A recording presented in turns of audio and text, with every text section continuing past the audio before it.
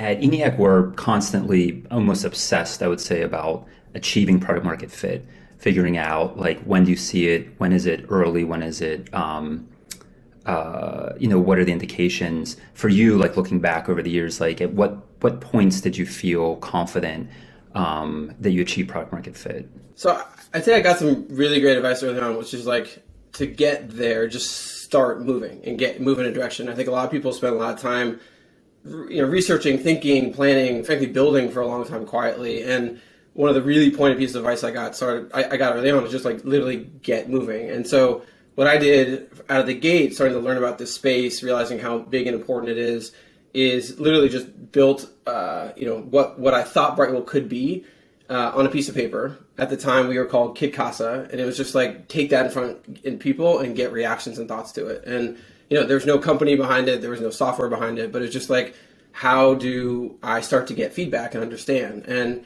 as I mentioned, like I think a lot of people that toil in secret and then launch and hope it works.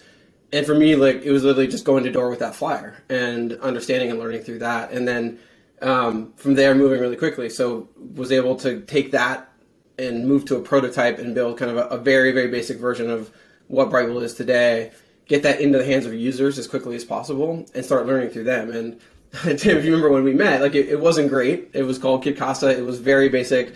I still have you in my phone as like Dave Kid Casa, which is I'm going to keep forever. And I mean, that's part of it too, by the way. I think product market fit is not about getting everything right. It was just get something out there. Even the brand I knew was going to change.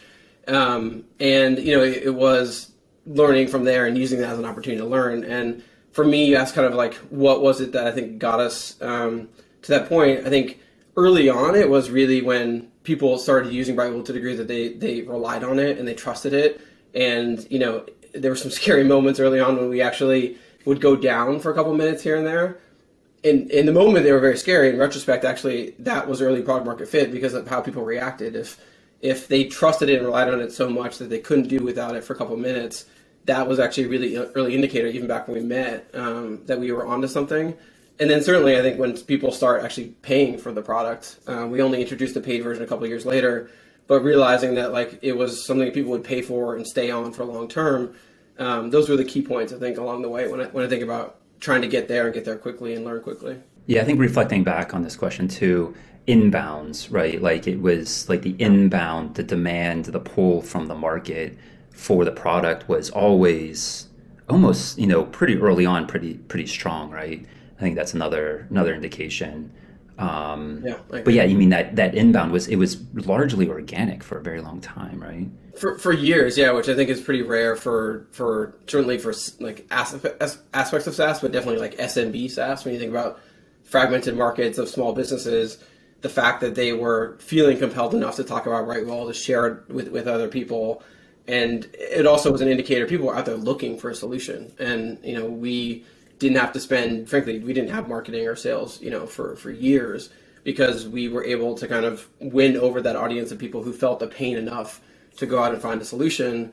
And then I think just being hyper focused on the product and the experience and what we're delivering to customers, as opposed to, there's just a lot of distractions you can have early on. And I think the fact that we didn't have to do marketing or sales or go to market was definitely in our favor, just building the right thing and continuing that iteration. Yeah, that was awesome.